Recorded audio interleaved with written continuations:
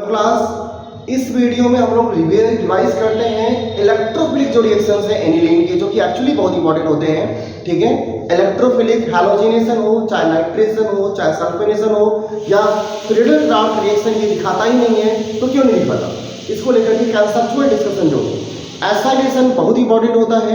ठीक है, तो पहले आप जान लीजिए एनिलीन एक स्ट्रॉन्ग प्लस आर इफेक्ट वाला ग्रुप है, जिसमें जो नाइट्रोजन का जो लोन पेयर है वो इलेक्ट्रॉन डेंसिटी को रिलीज करके बेंजीन रिंग की को जो है एक्टिवेट कर देता है ज्यादा, इसलिए इलेक्ट्रोफाइल्स आसानी से आर्थो और पैरा पोजीशन पर अटैक करते हैं, और इसलिए आर्थो पैरा साइमल्टेनियसली अटैक होने की वजह से ये एक सेपरेट आर्थो और पैरा प्रोडक्ट नहीं बना पाता, एकदम सिमिलर टू लाइक फिनॉल। इसीलिए एनिलीन के NH2 ग्रुप को प्रोटेक्ट करने के लिए हम उससे कराते हैं पहले एसाइलेशन। एसाइलेशन का मतलब होता है असल में COCH3 ग्रुप का सब्स्टिट्यूट होके किसी दूसरे ग्रुप के साथ लगना। ठीक है, तो उसके लिए हम एसिटिल हैलाइड्स ग्रुप या एसिटिक एनहाइड्राइड ग्रुप का यूज करते हैं माइल्ड बेस के प्रेजेंस में, लाइक pyridine यूज करते हैं। सम टाइम हम लोग कभी कभी माइल्ड एसिड भी यूज करते हैं। ठीक है, तो यहाँ पर हम एसाइलेशन कराने के लिए पहले एनिलीन को लेंगे और एनिलीन का आप एसाइलेशन देख लीजिए। इसमें एनिलीन का जो लोन पेयर है, एनिलीन का जो लोन पेयर है वो कार्बन डबल बॉन्ड दो, आपको मैं दिखा देता हूँ पूरा क्लियर। ठीक है, मैकेनिज्म भी अगर पूछा जाए तो आप बता सकते हैं, यहाँ डबल बॉन्ड दो ब्रेक होगा और ये न्यूक्लियोफिलिक एडिशन में आ रहा है। न्यूक्लियोफिलिक एडिशन के थ्रू यहाँ पे जो एनिलीन है वो कार्बन डबल बॉन्ड O के साथ बॉन्ड करेगा इस तरीके से, और यहां पर ये आप देख पा रहे होंगे ऑक्सीजन में नेगेटिव चार्ज और नाइट्रोजन को होता है पॉजिटिव चार्ज। चूंकि नाइट्रोजन इलेक्ट्रोनेगेटिव एलिमेंट है, पॉजिटिव चार्ज कैरी करता है, तो हाइड्रोजन के एलिमिनेशन से ये पॉजिटिव चार्ज बैलेंस हो जाएगा और ऑक्सीजन के रिजोनेटिक स्टेबलाइजेशन की वजह से ये क्लोरीन भी यहाँ से एलिमिनेट आउट हो जाता है। अगले स्टेप में HCl के एलिमिनेशन की वजह से ये HCl एलिमिनेट होकर के बनाता है एसाइलेशन प्रोडक्ट ऑफ एनिलीन, जिसका नाम है एसिटिलाइट। ठीक, ये एक तरह का आप देख पा रहे होंगे अमाइड ग्रुप है, देख पा रहे हैं CONH2 ग्रुप लगा हुआ है, CONH ग्रुप। तो यहाँ पे एनफिनाइल इथेनामाइड इसका नाम है, एनफिनाइल इथेनामाइड।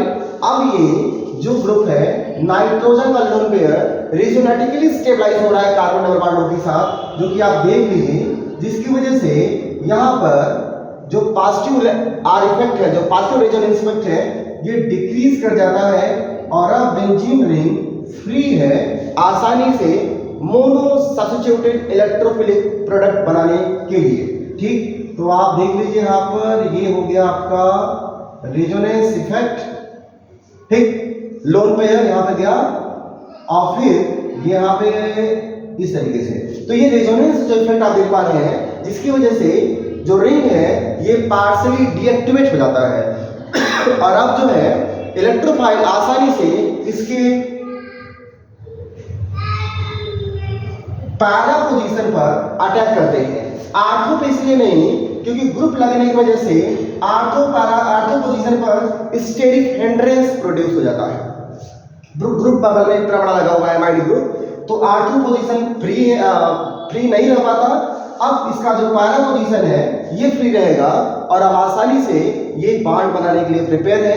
अब अगर आप इसका करवाते हैं हैलोजिनेशन Br2 लेकर के, ब्रोमीन वाटर लेकर के, तो पैरा पोजीशन बनेगा पैरा ब्रोमो एसिटाइल, जिसका हाइड्रोलिसिस करवा के आप फिर से पैरा ब्रोमो एनिलीन बना सकते हैं। मतलब अगर मैं इसका ब्रोमिनेशन करवा दूं तो ब्रोमिनेशन में पैरा पोजीशन का जो ग्रुप है ये मेजर प्रोडक्ट होगा और बाद में इसका हाइड्रोलिसिस करवा के हम इसको कन्वर्ट कर सकते हैं एनिलीन में, तो ये हो जाएगा पैरा ब्रोमो एनिलीन। ठीक है, इसका मोनो सब्स्टिट्यूटेड इलेक्ट्रोफिलिक प्रोडक्ट होगा। जबकि इसी एसाइलेशन प्रोसेस के बाद अगर आप ब्रोमीन के जगह पर नाइट्रेशन करवाएंगे तो आपको लेना पड़ेगा HNO3 और सल्फ्यूरिक एसिड। तो नाइट्रेशन करवाने के बाद यहाँ पर NO2 ग्रुप आएगा और वाटर लगाने के बाद हाइड्रोलिसिस करने के बाद आप मोनो सब्स्टिट्यूटेड मतलब पैरा नाइट्रो एनिलीन बना सकते हैं। अगर ये एसिटाइल नहीं करते, एनिलीन का डायरेक्ट अगर आप नाइट्रेशन करवा दीजिए, अगर आप एनिलीन का डायरेक्ट नाइट्रेशन करवाएंगे तो आपको मिलता है टैरी प्रोडक्ट। टैरी का मतलब होता है कि ये आर्थो, पैरा और मेटा तीनों अलग अलग तरह के नाइट्रो प्रोडक्ट जो है प्रोड्यूस करता है। इसका रीजन होता है कि जो ये नस्यू ग्लोब आप देख रहे हैं, इसका लोन पेयर एसिड के प्रेजेंस में ड्यूरिंग नाइट्रेशन एसिड के प्रेजेंस में बना लेता है एनिलीनियम आयन, और एनिलीनियम आयन जो है वो मेटा डायरेक्टिंग होता है, जिसकी वजह से मेटा प्रोडक्ट भी जो है वो मोस्ट एफिशिएंसी के साथ बनता है। ठीक है, इसका आपको याद होगा परसेंटेज अभी तक 47% मेटा बन जाता है, 51% बन जाता है पैरा और 2% बनता है आर्थो। उस चार ही प्रोडक्ट को प्रिवेंट करने के लिए हम पहले इसका एसाइलेशन कर देते हैं, फिर नाइट्रेशन करके हम पैरा नाइट्रो एनिलीन प्रिपेयर कर पाते हैं। जबकि सल्फोनेशन के लिए जो सल्फोनिक ग्रुप है वो NH2 ग्रुप के साथ पहले सल्फोनिक जो है साल्ट बना लेता है, एनिलीनियम सल्फोनिक साल्ट, जिसकी वजह से इजीली पैरा प्रोडक्ट बनने में आसानी हो जाती है, और वो पैरा जो है प्रोडक्ट बनाता है सल्फ्यूरिक एसिड के साथ during sulphonation. Friedel Crafts acylation इसलिए नहीं बनाता क्योंकि फ्रीडल क्राफ्ट एसाइलेशन में यूज होता है लेविस एसिड AlCl3 एनहाइड्रस या PCl3 एनहाइड्रस, जिसकी वजह से वहां पर जो NH2 ग्रुप है जो कि होता है लेविस बेस का लोन पेयर AlCl3 के साथ बांध करके बना लेता है साल्ट, और एनहाइड्रस AlCl3 के एब्सेंस में या एनहाइड्रस PCl3 के एब्सेंस में जो फ्रीडल क्राफ्ट रिएक्शन है हैलोजिनेशन वाले या जो है क्या नाम है एसाइलेशन वाले, सॉरी एसाइलेशन या एल्काइलेशन वाले, ये दोनों ही रिएक्शंस नहीं होते, इसलिए ये फ्रीडल क्राफ्ट रिएक्शन नहीं शो करता है। ये इसके थे इलेक्ट्रोफिलिक रिएक्शन। आप इसको प्रिपेयर करिए, रिएक्शनों की प्रैक्टिस करेंगे तो ये रिएक्शन जो है आपको हो जाएंगे लाल। Okay, thank you.